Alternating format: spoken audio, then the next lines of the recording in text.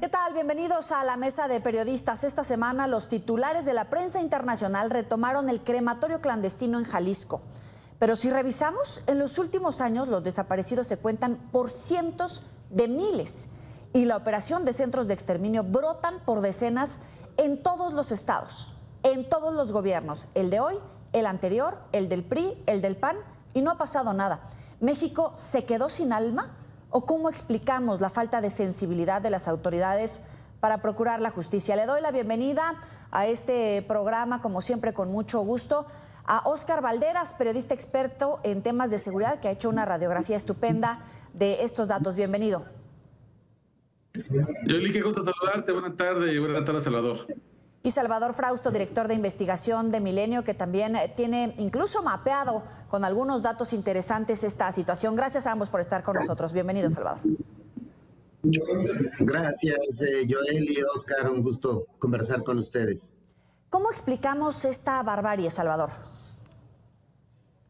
Bueno, pues me parece que es de verdad un asunto que de vez en vez vuelve a salir a la luz y que no debe dejarnos nunca sin una reacción de conmiseración y de preocupación para con las víctimas.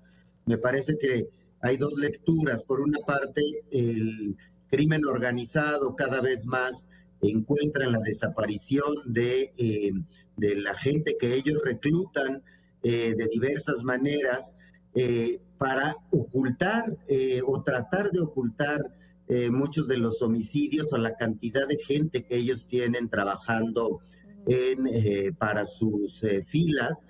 Y por otra parte, del lado del gobierno, o los gobiernos federales, estatales y municipales, que en la complicidad con los grupos criminales han encontrado también una manera en la que no se meten a fondo a tratar de resolverlo.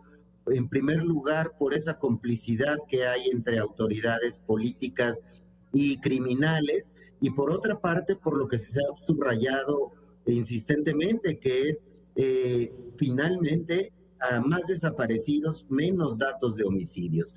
Entonces, los desaparecidos y los campos de exterminio quedan en ese lugar en medio en el cual nunca hay la suficiente fuerza para atacarlos, de tal suerte que la lucha de las mamás buscadoras es la lucha más incómoda de nuestro tiempo, tanto para los políticos como para los narcotraficantes. Estas son las heroínas de nuestro tiempo, las madres buscadoras que perdieron el miedo y que están visibilizando estas atrocidades que no dejan de pasar desde hace muchísimos años, Joely. Óscar, desde tu óptica, vemos varios rastros literal de barbarie, de terror, cosas inexplicables. ¿Cómo explicamos, no solamente a los mexicanos, porque hay un interés internacional sobre lo que se está viviendo en territorio mexicano? Fíjate, Joely, que yo creo que las dos dimensiones que da Salvador me parece que son las correctas. Por un lado, vemos una sofisticación cada vez mayor del crimen organizado. Pienso, por ejemplo, que en 2009, cuando conocimos a Santiago Meza López, el pozolero de Tijuana, veíamos una manera de disolver cuerpos en la cual era básicamente un método artesanal. Era una cubeta con sosa cáustica y ahí él disolvía los cuerpos de la guerra entre el cártel de Sinaloa y el cártel de Tijuana de manera casi empírica. Y hoy vemos, por ejemplo, en este campo de exterminio del Rancho Izaguirre, una sofisticación. Es casi la industrialización. Vemos hornos crematorios que responden más bien a necesidades industriales, hornos que queman a más de 1000 grados centígrados y que no dejan ningún tipo de rastro genético. Y eso te habla de cómo han avanzado los grupos del crimen organizado comparado con lo poco que han avanzado las corporaciones policíacas. Por otro lado, si uno observa la ubicación del Rancho Izaguirre, uno tiene que preguntarse cómo es posible que ninguna autoridad conociera de esto que estaba pasando. Sí. A 40 minutos de Guadalajara, pero a 3 kilómetros de una base de la Guardia Nacional y a 1.8 kilómetros de una base de la Policía Municipal. Es poco probable, yo te diría casi imposible, que la autoridad no conociera ese tipo de instalaciones. Y yo aquí abro dos hipótesis. Uno, la más segura, la complicidad, que evidentemente existe a un nivel muy profundo en Jalisco, con el cártel Jalisco Nueva Generación, que es el crimen organizado de mayor expansión de los últimos 18 años. Pero por otro lado, también la posibilidad de que haya autoridades que no quieran investigar este tipo de instalaciones porque simplemente no les da el presupuesto. Y aquí te quiero comentar algo, Yoli. Yo he hablado en los últimos 12, 14 horas con varias personas, servidores públicos a nivel municipal y estatal, y me dicen, en muchos casos no nos conviene intervenir en las pistas que nos dan las madres buscadoras porque el desgaste económico de intervenir en una fosa clandestina es tan grande que se nos va prácticamente a la mitad del presupuesto del municipio de un año en hacer una búsqueda exhaustiva. Entonces estamos hablando de dos grandes problemas. Uno, la complicidad, y otro, la omisión del Estado. Muy interesante, pero a ver, los dos mencionan la responsabilidad desde lo local hasta lo federal. El presidente municipal, el Ministerio Público, el fiscal, el gobernador. ¿Son omisos? ¿Son cómplices? ¿Son ineptos? ¿Qué son para ti, Óscar? Son las dos cosas. A ver, me parece que la omisión puede ser cómplice. Hay una omisión en la que yo conozco que efectivamente hay un lugar que tiene todas las características del crimen organizado. Por ejemplo, que llegan a horas de madrugada, varios comandos con camionetas con personas armadas que ingresan personas que no sabemos quiénes son. Luego que tienen actividades extrañas donde se escuchan disparos y además hay una pira constante como fue el crematorio que estaba funcionando 24 horas en una condición absolutamente inusual. Tercero, que es un rancho en el que no hay una gran densidad de actividad, es decir, no es un salón de fiestas al que llegue mucha gente, es un rancho que en teoría simplemente tiene un uso de suelo habitacional que obligaría, por estas condiciones mínimas de sospecha, en las condiciones de Jalisco, donde hay un cártel que domina gran parte del territorio, a investigar. Y si eso no lo hace una investigación, tienes que ir entonces a la omisión cómplice, en la cual simplemente yo soy un facilitador del crimen organizado en la medida en la que yo permito que exista, yo no me asomo y simplemente me ocupo de otra cosa. Y aquí hay algo que nos ha hecho mucho daño, esta falsa idea de la división entre poderes en cuanto al ataque al crimen organizado, porque muchos presidentes municipales y muchos gobernadores se escudan con la idea de que el narcotráfico es un delito del fuero federal para decir esto le corresponde a la Fiscalía General de la República, cuando la Constitución claramente dice que no hay atribuciones exclusivas, hay atribuciones divididas y compartidas. En ese sentido quiero decir que una policía municipal no está impedida de combatir el crimen organizado, está obligada a colaborar con la federación, no hacerse de la vista gorda. Pero claro, para muchos es muy sencillo decir yo no veo nada y no participo. Y en esa omisión se va la vida de miles de inocentes. Salvador, te planteo la misma pregunta, porque hemos escuchado, eso no fue en mi administración, fue del gobernador pasado. También es cierto lo que dice Óscar, por un lado a lo mejor no tienen los recursos, pero por otro lado también el golpe político de que en tu entidad esté pasando esto, muchos se lavan las manos y dicen, eso no pasa aquí. Yo, Eli, coincido plenamente con Óscar Valderas, que además ha cubierto como pocos ese tema en distintos medios, entre ellos en Milenio y en Dominga, relatando cómo es la manera en la que han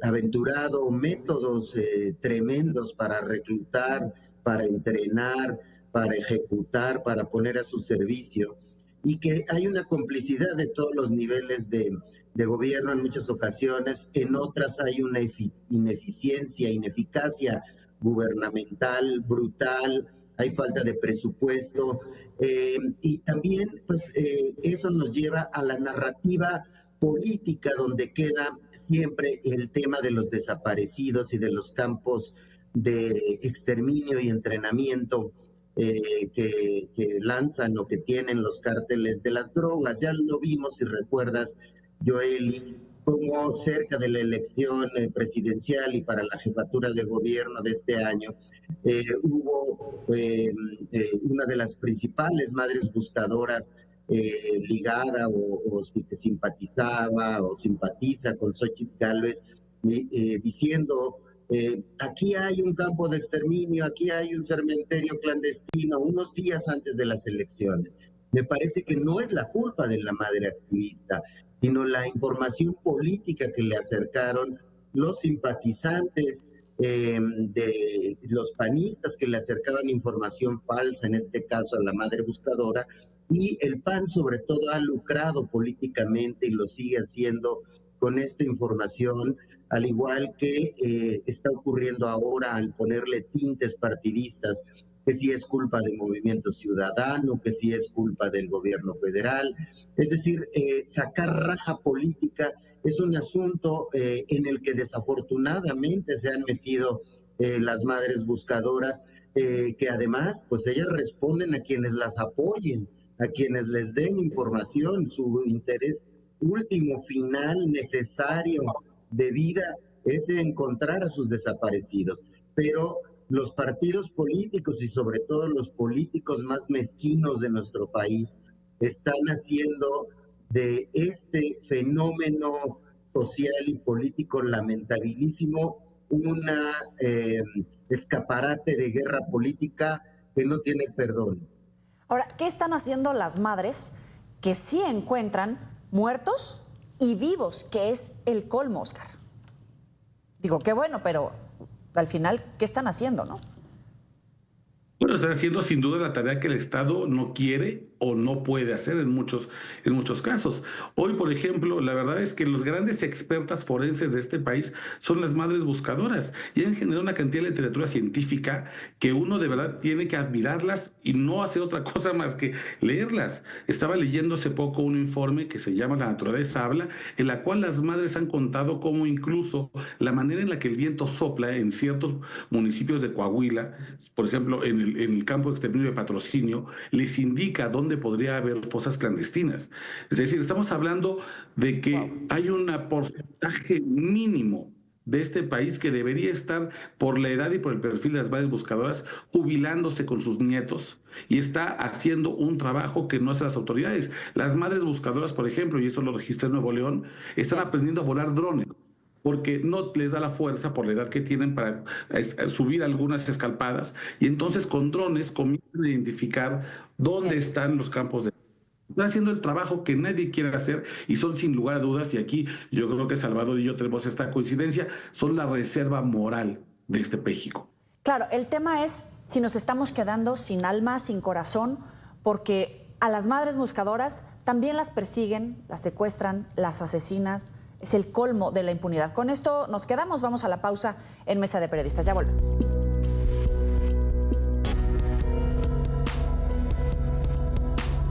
Continuamos en la Mesa de Periodistas. Hablábamos de la impunidad que se vive en México. Por un lado, autoridades que renunciaron a su obligación de garantizar la seguridad, pero también a garantizar la procuración de justicia, porque no solamente son los cientos de miles de desaparecidos, sino las familias, en este caso las madres buscadoras que a veces pierden la vida en estas circunstancias. Ahora, ¿a qué se atribuye que hayamos llegado a este nivel? La mezcla de grupos criminales y la operación en territorio están llevando a estos grupos a trazar este tipo de actividades donde si no hay cuerpos, pues no se cuentan entre los números de muertos. ¿O cómo llegamos hasta este punto, Salvador?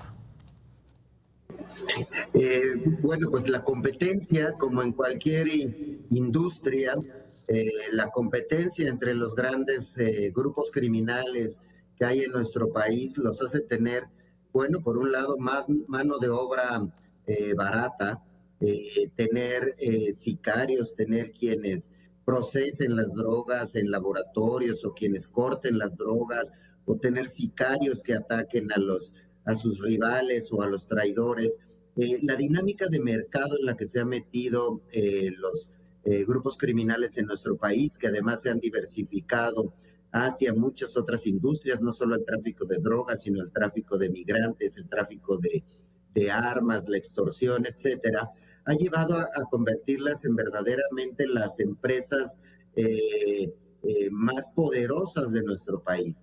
Y en esa competencia cruel y en esa competencia despiadada, han generado tanto dinero que tienen dinero para corromper autoridades municipales, estatales y federales. Esa línea, romperla, es una estrategia en la que vemos, o al menos yo veo con una muy buena señal, la estrategia que ha emprendido Omar García Harfuch de atacar el problema tanto en territorio, el ir personalmente junto con las autoridades correspondientes de Guardia Nacional, Ejército, Marina, a ciertos territorios muy conflictivos, a ciertos municipios estratégicos, los más conflictivos, a los estados prioritarios, y por otro lado, lanzar operativos como el operativo Enjambre, en el cual ataca a los políticos coludidos con los grupos criminales como el camino correcto,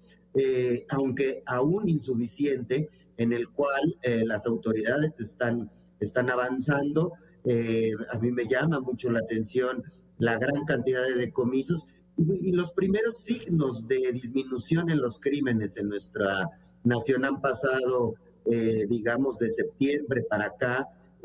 A grandes rasgos, los homicidios de 100 diarios a prácticamente poco más de 80 homicidios diarios en lo general en nuestro país, y en estados, salvo Guanajuato y algunas otras excepciones, que han logrado contener la violencia que se da entre los grupos criminales. Es decir, hay que diferenciar entre la inseguridad pura y dura de asaltos en las vías públicas o asalto en casas, con estas guerras, estas batallas que libran los grupos criminales, entre ellos, que es el gran baño de sangre que vemos en nuestro país. Y cerraría mi comentario diciendo, por esta última razón, es que, por ejemplo, la popularidad de Claudia Sheinbaum o de Andrés Manuel no baja a pesar de los grandes encontronazos entre grupos criminales, porque la ciudadanía los atribuye a los grupos criminales, no a los gobernantes federales. Oscar, te planteo la misma pregunta y agrego esto. Cuando una madre pierde a un hijo, nos narran, se nos acaba la vida, perdemos el corazón, el alma. Con tantos desaparecidos y con tantos muertos, México está perdiendo esa alma. ¿Por qué estamos normalizando como sociedad esto? Entiendo que no te puedes enfrentar a un criminal, pero hemos empezado a contarlos por decenas. Hablamos de centros de exterminio como si fuera algo normal. ¿Qué nos está pasando? ¿Qué has encontrado en esas comunidades, en esas sociedades? Como bien decías, una madre que pierde ahí la vida, pero también si abrimos los ojos como sociedad, ¿qué nos está pasando? Bueno, yo creo que es el resultado de que somos una sociedad que consume mucho archivo digital. Es decir, yo no me explico la indignación de este campo de exterminio en Tochitlán, Jalisco, si no hubiéramos visto las imágenes de los zapatos, que nos recuerdan las imágenes que vimos de la Segunda Guerra Mundial, de los campos de Auschwitz. Somos una sociedad que si no participa de la viralidad del dolor, no se compromete.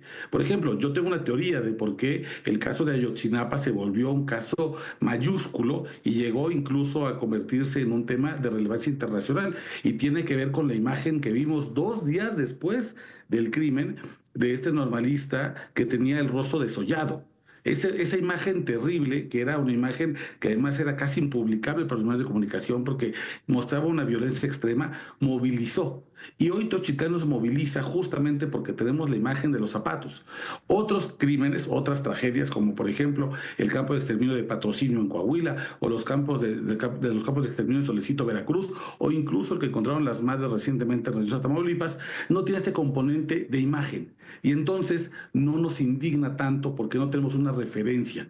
Creo que en este momento la viralidad, la imagen, pienso por ejemplo el caso de Devani, que fue uno de los emblemas del feminicidio que nos indignaron mucho, porque había una fotografía de Devani en los últimos minutos de ella con vida, buscando un transporte a casa a la orilla de la carretera. Es lo que hace que la sociedad se articule en la indignación.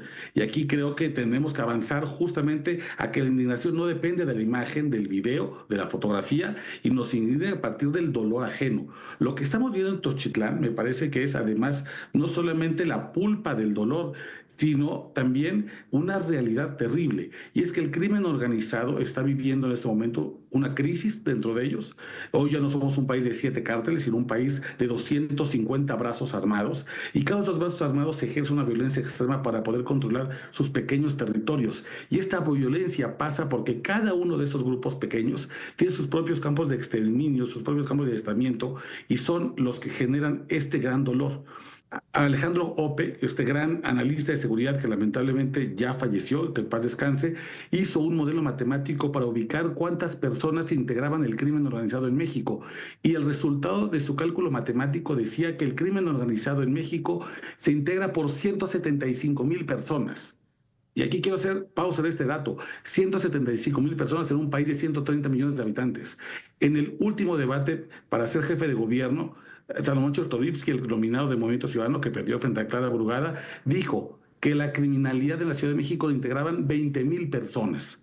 Entonces estamos hablando de un grupúsculo de criminales que, como todo el tiempo están al borde de desaparición, están siempre acelerando sus movimientos de reclutamiento forzado. Por eso vemos que hay un esfuerzo todo el tiempo mayúsculo, intenso, por reclutar cada vez más personas, que deriva justamente en el hallazgo de cada vez más campos de exterminio. En la medida de que estos campos de exterminio dejen un registro fotográfico que nos indigne, que nos llegue, que podamos ligar a otras tragedias que conocemos perfectamente, es la medida en que nos vamos a movilizar. Y esto es el mejor ejemplo de lo que está pasando. Este sábado estamos convocados miles de personas en el Zócalo de la Ciudad de México y en muchos otros zócalos de bastantes ciudades a reclamar con zapatos, porque esa es la imagen que vimos. Los zapatos. Insisto, esta es una sociedad que se está movilizando en el dolor a partir de la imagen. ¿Coincides, Salvador? Porque me vino a la cabeza la imagen donde dos jóvenes son puestos a pelear por criminales literalmente para salvar su vida. A mí me desata el escalofrío, evidentemente la indignación, la frustración, pero al final parece que no pasa nada porque siguen dándose a conocer estos datos. Sí, la sociedad de la imagen, como muy bien la describe Óscar Valderas, y que la vemos en estas imágenes que ya él describe en los zapatitos, en el rostro desollado de Ayotzinapa, el niño migrante muerto, en unas playas. Es decir, la sociedad de la imagen desafortunadamente convive con una sociedad líquida, como lo han dicho varios teóricos de la modernidad y de la posmodernidad, como Bauman, en la cual en todo lo que ocurre es líquido, se nos escurre de entre las manos, pronto lo olvidamos, pronto queda lejos del recuerdo inmediato y de la preocupación del ciudadano común, del ciudadano en el cual pronto se le va a olvidar esta imagen del campo de exterminio, así como nos impactó, recuerdan ustedes hace poco el coche de la familia Levarón, Claro. baleado. Es decir, olvidamos tan pronto que no hay manera en que haya una presión social constante frente a estos asuntos y que debería haber una mayor responsabilidad social a la par de la responsabilidad que ciertamente tienen nuestros gobernantes en todos los niveles de gobierno. Pero bueno, pues esa sociedad líquida es la que nos tocó vivir y habría que encontrar maneras, las personas que nos dedicamos al periodismo y a la comunicación, de hacer que estén más presentes las verdaderas causas, las causas más importantes que se discuten en nuestros países, y creo que una de ellas es el de las madres buscadoras, las grandes heroínas y las grandes luchadoras sociales de nuestro tiempo. No debería aburrirnos su lucha como sociedad. Claro. Me queda un minuto para los dos. Muy breve su comentario. ¿Hay un antes y un después en la política de la presidenta Sheinbaum que vaya a ser un parteaguas para que estos números empiecen a desaparecer, estas prácticas empiecen a desaparecer? 40 segundos para ti, Salvador. No por este episodio, por lo mismo que dije antes. Me parece que es una sociedad líquida, se va a olvidar este momento pronto y vendrán otros momentos trágicos que desafortunadamente ocupen la atención pública. Óscar. Coincido, no, aunque debería serlo. Y creo que debería hacerlo porque además el gran mal de nuestros tiempos no solamente tiene que ver con el homicidio, que se ha vuelto esta marca de los grandes expertos de seguridad como si fuera el lugar al que hay que acudir para reducir. Hay una marca que no nos hemos puesto como país y es combatir de manera frontal el reclutamiento forzado de niños, niñas y adolescentes. En la medida en que combatamos ese delito, podemos comenzar a hablar de la disminución de horrores como Tenochtitlán. Entonces, desaparecidos, reclutamiento forzado, evidentemente, y los asesinatos. Y con esto nos quedamos. Es Óscar Valderas, periodista, experto en temas de seguridad. Gracias por estar con nosotros aquí en Mesa de Periodistas. Gracias, Yoli. Gracias, Salvador. Qué gusto. Salvador, también te agradezco. Salvador Frausto, director de investigación de Milenio. Gracias por acompañarnos aquí en la Mesa de Periodistas. Un gustazo. Que tengan buenas tardes. Hasta luego. Hasta aquí la Mesa de Periodistas. Nos vemos la próxima. Pásala bien.